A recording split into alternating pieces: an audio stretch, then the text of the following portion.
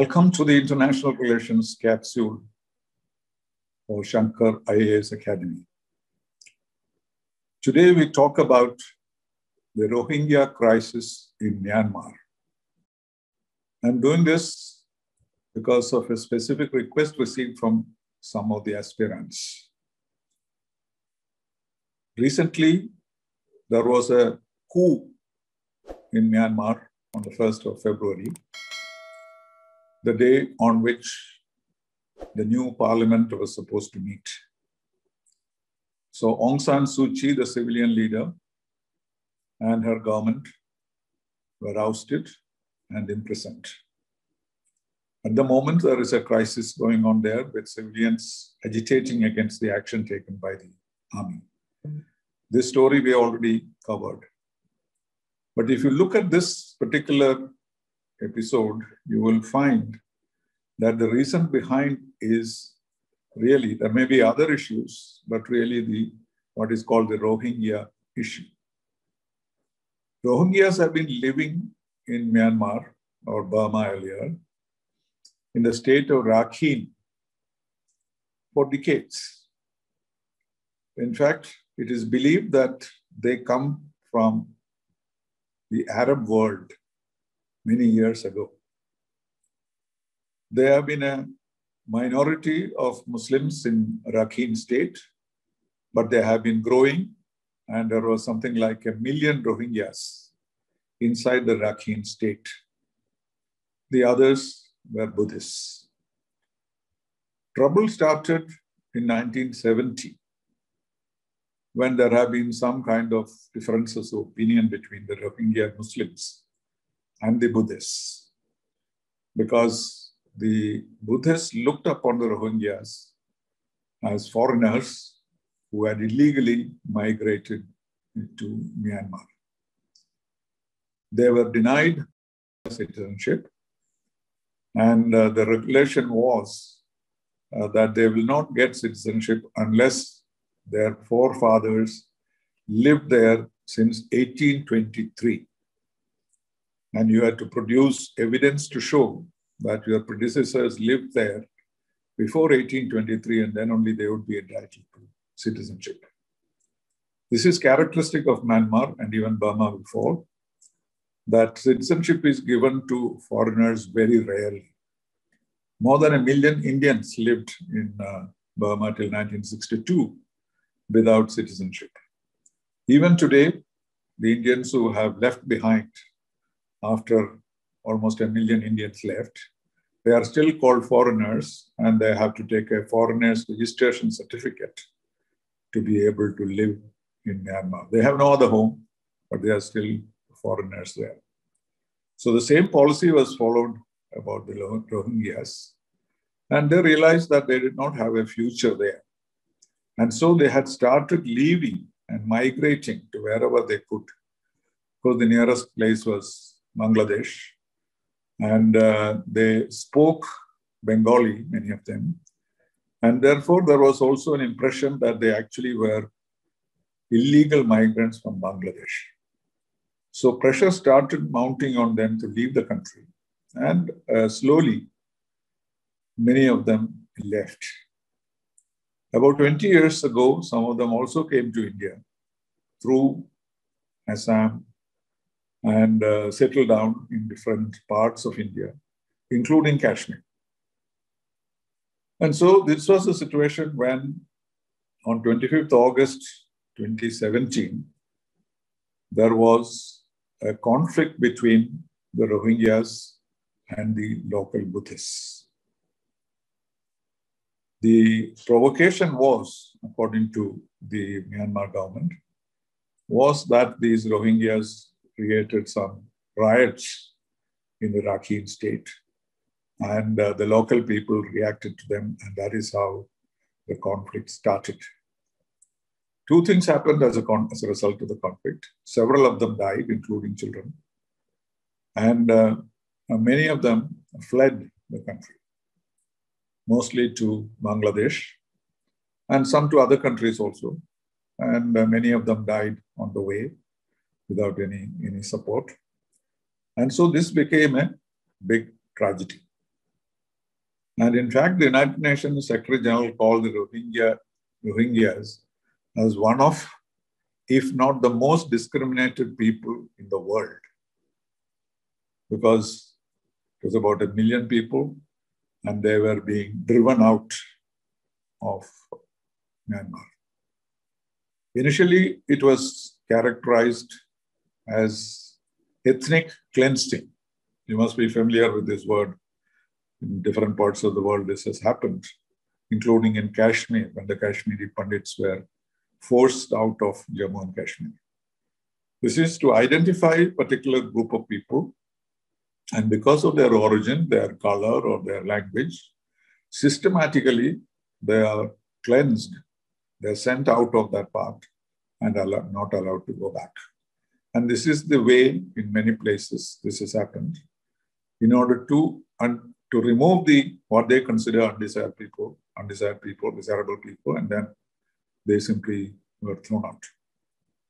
So from ethnic cleansing, it became almost a genocidal trend.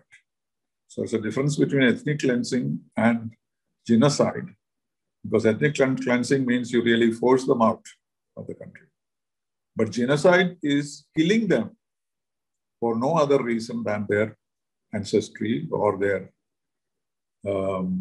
color or language.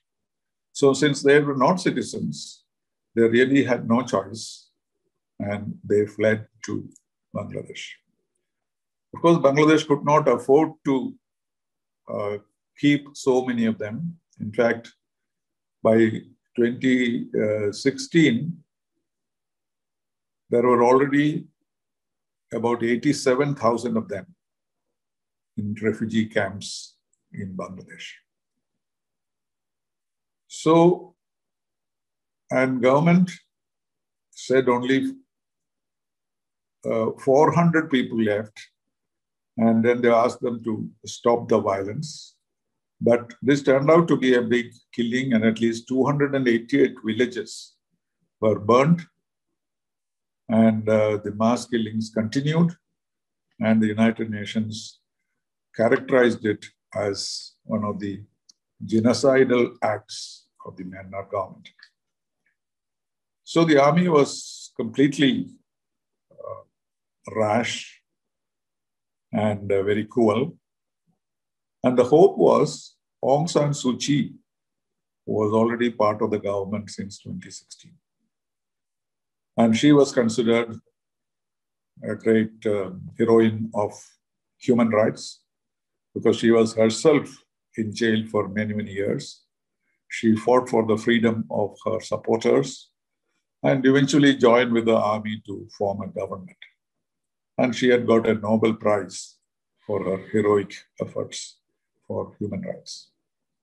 So people thought that she would stand by the Rohingyas, but she was persuaded by the army to not take that position. So with her position in the government as the state councillor, which was something like a prime minister, she joined with the army in getting rid of them, and she was accused of genocide. This was a big fall for Aung San Suu Kyi, because she was revered all around the world as a champion of human rights. And here she was, not only violating human rights, but also engaging in genocide. So the whole issue went to the International Court of Justice, which is in The Hague. And Aung San Suu Kyi decided to go there and defend her government. Of course, ICJ can not take action in specific governments. They can only deal with disputes between two governments. But there is another body called International Criminal Court, which has jurisdiction over such issues. So there is a difference between the ICJ and the ICC.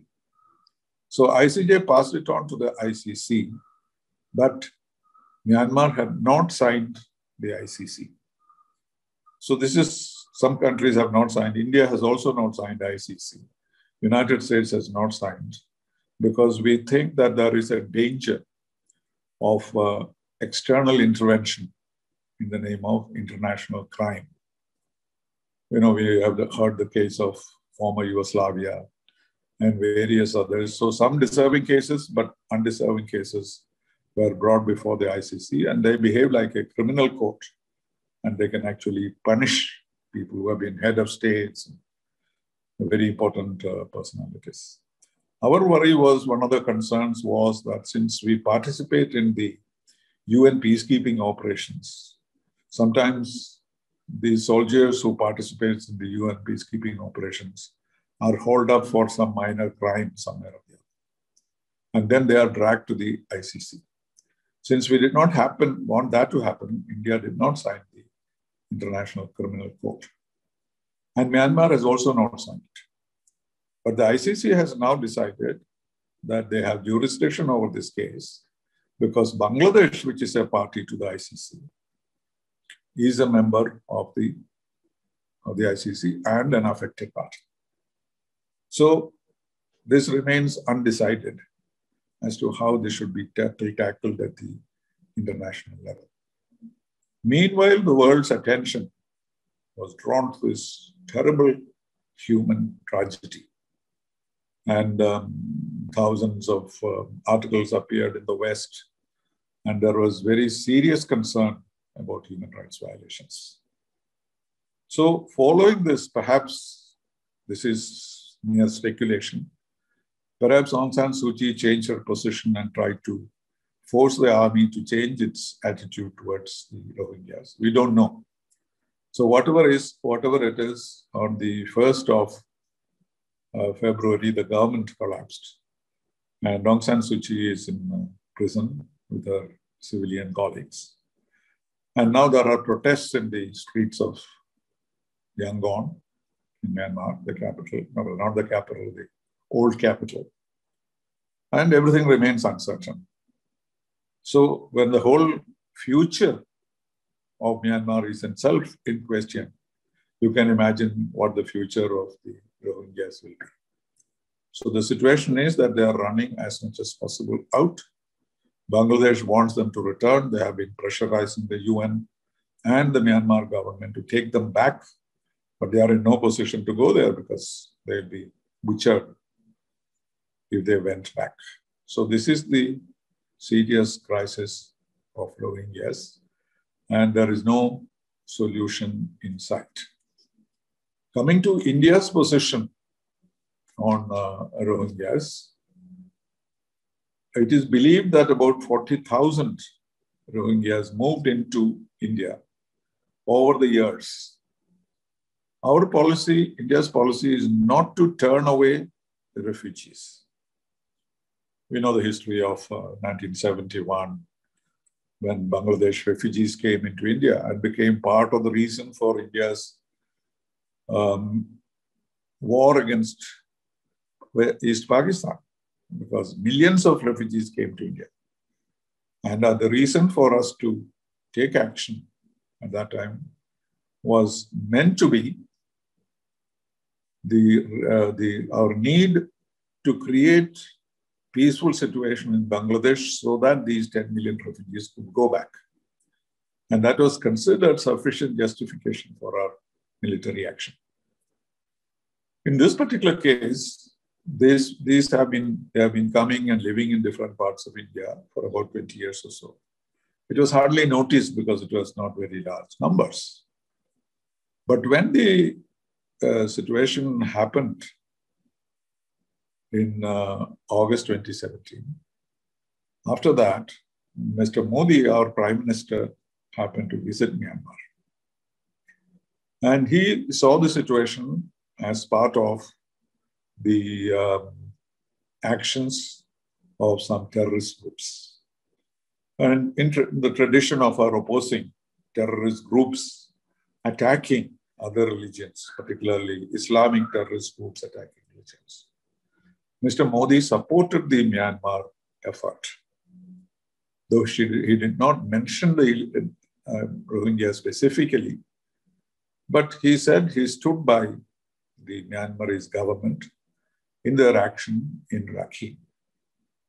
That is when the Bangladeshis complained to our Prime Minister that by supporting Myanmar, he was actually acting against the interests of Bangladesh, which is also a good friend of India. So there was a slight change in our approach, but we still maintained that they were illegal immigrants and they should be deported. This caused considerable humanitarian consideration because these have been living there for years, settled down in India. And our policy is not to throw out refugees. But at the same time, there is a UN Refugees Convention which prohibits member states from deporting refugees. Because once they are in your country, what you can do is to approach the United Nations Refugees, High Commissioner for Refugees, and seek help in rehabilitating them, etc. And they even come and set up camps, like it happened in the case of Sri Lanka, it happened in the case of Bangladesh, etc. But deporting is not permitted according to the UN Refugees Convention. But India claimed that we had not signed the Refugees Convention, and this is true. But India has a reputation of not expelling refugees or not throwing them out in any circumstance unless they are willing to go back themselves, even though we have not signed the convention. So this was considered unusual for India to have taken this action. And our minister said that we will gradually and slowly deport them from India. And that is when the Supreme Court came into action. Because someone filed a case in the Supreme Court, and the Supreme Court considered it, but did not come to any action. And this case is still pending. And as a result, the Rohingyas refugees still live in India. Some of them, of course, ran away in a panic to Bangladesh, but others are still in India. And the court case in the Supreme Court is supposed to come up in the next few days on March 18th. And of course, it will take some time for this to be considered, and the Supreme Court will come with a decision. And most probably the decision will be not to allow the government of India to deport them on humanitarian grounds. So that is the situation as far as the Rohingyas who came to India. Others are in a miserable situation in Bangladesh. They don't have the facilities to maintain 600,000 refugees, 600 to 700,000 refugees. So after some time, India changed its approach to this, because we realized that instead of supporting Myanmar to throw them out or engage in genocidal activities, we came to an understanding with Myanmar government that we will support them in maintaining the situation in the Rakhine state. So we have approached it in a couple of ways. One is to support development activities in Rakhine state, because it is a insurgency infested state for many years, and not many development activities were taking place there.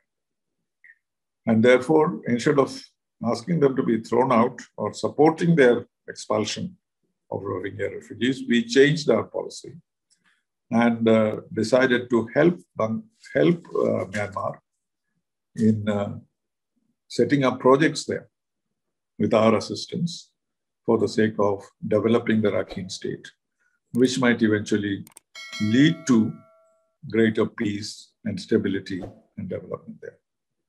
At the same time, we are supporting the UN High Commissioners, UN Refugee Commissioners' efforts to maintain a large number of them in Bangladesh, waiting for peace to be restored in the Rakhine state. And so we are less hostile to them, having realized this whole humanitarian tragedy that it was. But now we do not know what will happen to the Rohingyas, because now it's a total military dictatorship, and they are fighting to maintain themselves. They have said that they will hold elections after 1 year, but nobody knows how they will be able to control the protests and how they will re-establish their authority in the government. And this may take many years. Meanwhile, the US government has taken a position that they must return to democracy. Because returning to democracy is a misnomer, because even though Aung San Suu Kyi was part of the government, it was hardly democracy. She simply joined them instead of fighting them. And it is possible that on the Rohingya issue, she may have put her foot down after her experience in the international court. And that may have been a cause for difference of opinion between her and the army. If that is the case, then the army will be even more ruthless and more cruel to the remaining Rohingyas in the Rakhine state. And we have no control over it because we are not dealing with the Myanmar government on a regular basis yet, till things turn to normalcy. So this is the complex situation. Maybe this situation was caused by the Rohingya issue, maybe not. But the international community is very concerned about the future of this more than 500,000 people inside Myanmar, and are at the mercy of the local people and the military. So nobody knows what the future will be for the Rohingyas. But let us hope that the situation in Myanmar will stabilize and return to some kind of normalcy. And the new government is formed, may not be an entirely democratic government, but something similar to the previous one with the involvement of Aung San Suu Kyi or her party, as the case may be. As I said, our own position on Rohingyas has softened, because initially we had thought that this was provoked by some kind of militant or terrorist activity. But we now realize that this was an internal problem in the Rakhine state itself. And so our policy has also been toned down to a certain extent. And that would have had a good effect on Rohingyas, because our projects would have been established. There would have been more prosperity in the area, and there would have been more communal harmony between the Buddhists and the Muslims. And all this could have happened. But at the moment, nobody is able to do anything, not even the United Nations or the High Commission for Refugees. And the problem remains not only in Myanmar, but also in Bangladesh. So this is a most unfortunate tragedy, and ethnic cleansing, genocide, these kinds of unhealthy activities were practiced on them, and they are not even able to escape anywhere because of the present situation. So it's a human tragedy more than anything else, and let us hope it can be resolved peacefully sooner rather than later. Thank you.